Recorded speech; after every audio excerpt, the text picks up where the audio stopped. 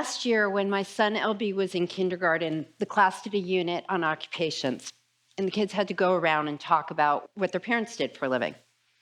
So one little girl said, "My mom's a doctor." Another kid said, "My dad's an architect." And they got to LB and he said, "My mom's a writer who helps people die." It makes it sound like I write murder mysteries, but I don't. I am a writer, but I'm also an end-of-life doula.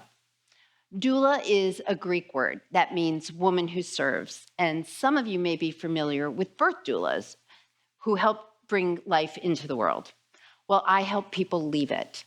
I serve dying people and their families by providing non-medical support on a practical, emotional, and spiritual basis. This is not something I made up. This has been around for centuries, especially back when we used to die at home rather than in hospitals. But recently, it's been getting a lot more attention. To give you some context, in 2019, the National End-of-Life Doula Alliance had only 200 members. Now, in 2023, there's 1,500.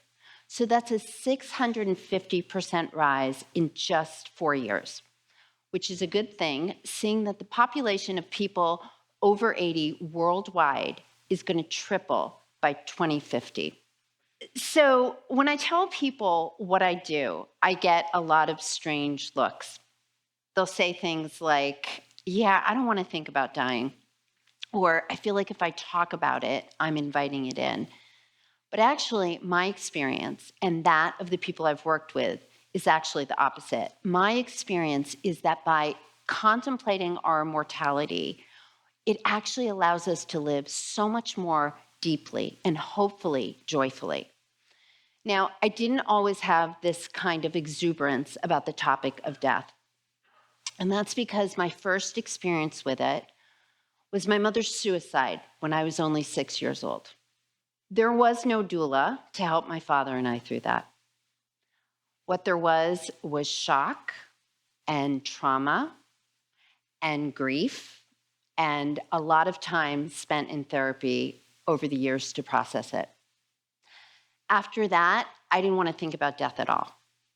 And I certainly didn't want to think about the fact that one day my father would die too. But in August 2019, a few days after he turned 80, I sat next to him in a hospital in Arizona as an oncologist informed us that he had stage 4 non-Hodgkin's lymphoma. She explained that treatment could hopefully extend his life a bit, but if not, he had only 3 weeks left. My dad was not ready to die, so he chose treatment. And over the next 5 months, I flew back and forth from Louisiana every few weeks to be with him. But despite what the PET scans and the labs showed, he wasn't getting better. He was clearly fading. It sounds weird, but those turned out to be 5 of the best months of my life. My dad lived on top of this mountain in Scottsdale, and one morning I was driving down as the sun was coming up. And if you've ever seen an Arizona sunrise, you know they are spectacular. So I'm driving down and I'm looking at this valley and these stunning colors, and I think, my worst fear, the thing I've worried about since I was 6, is happening. My dad is dying. And I have never felt more alive. What was happening was looking at life through this lens of imminent death. I was present in a way that I had only been when my 2 kids were being born. After that, every time I'd get on the plane to come home, I'd think, if I turn this phone back on when we land, and there's a message that my dad is gone, it's okay, we're good.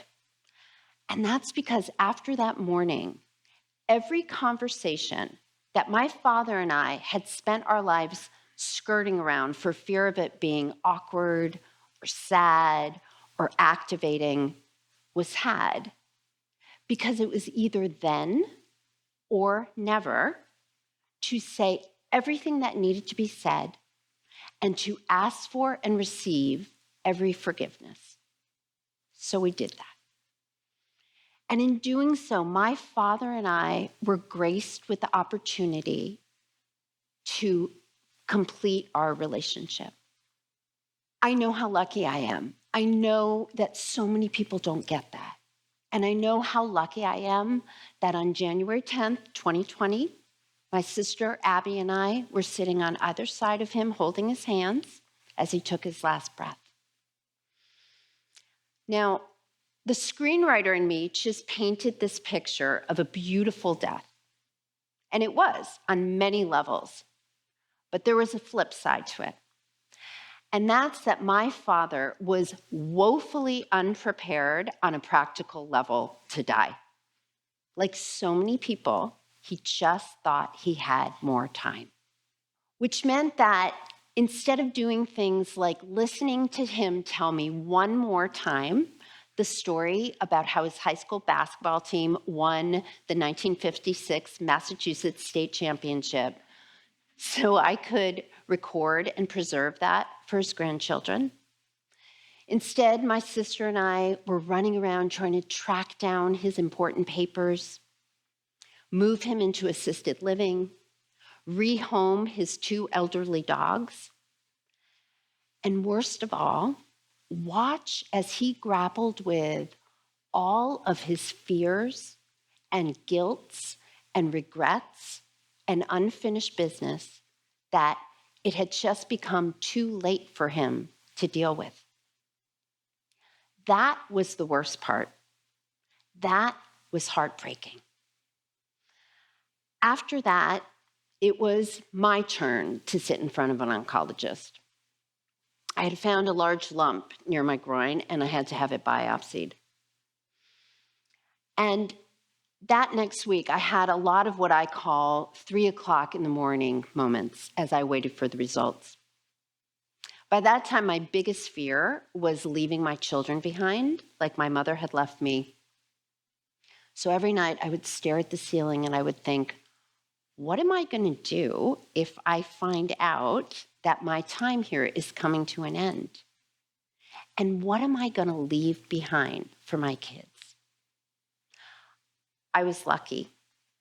My diagnosis turned out to be stage 1 follicular lymphoma, and I just have to watch it.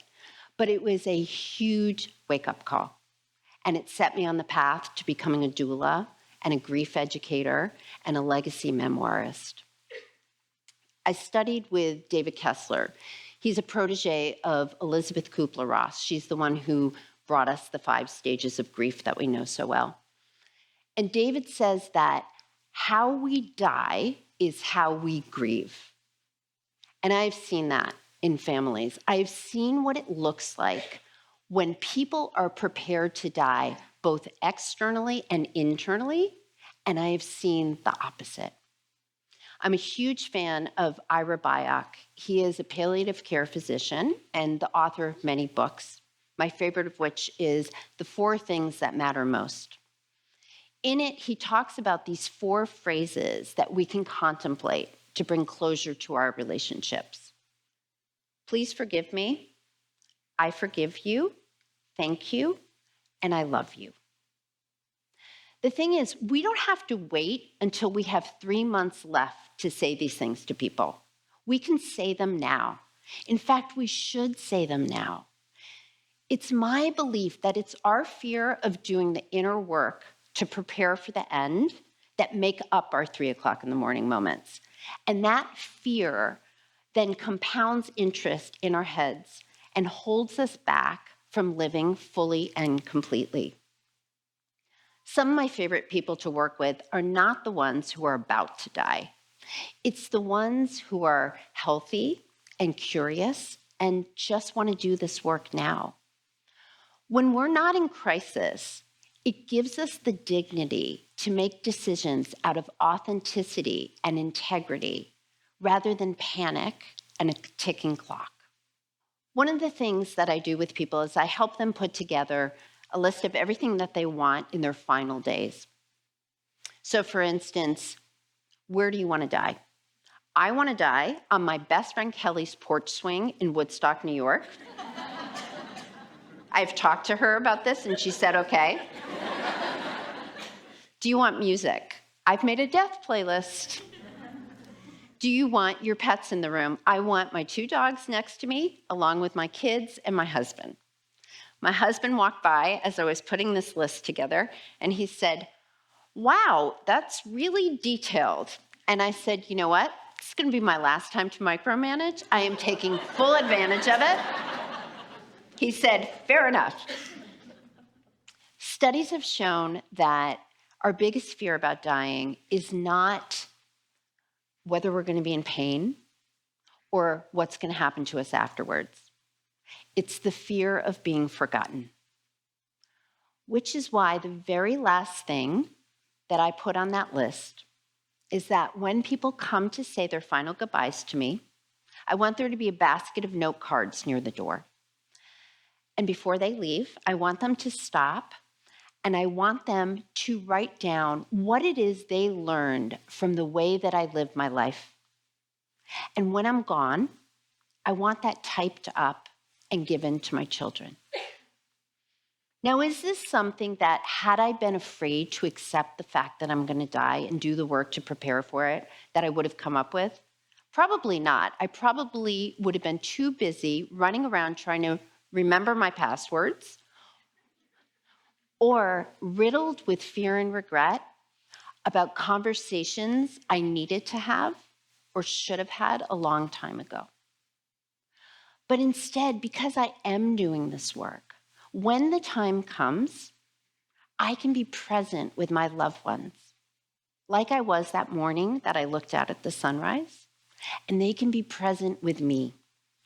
And when I'm gone, they can take their time to grieve instead of run around and clean up a mess that I left behind. I don't know about you, but I want less 3 o'clock in the morning moments and more Arizona sunrises. That's why I do this work, both personally and with other people. So tonight, I invite you to embrace the fact that you are going to die so that you can truly live the time that you do have left. Thank you.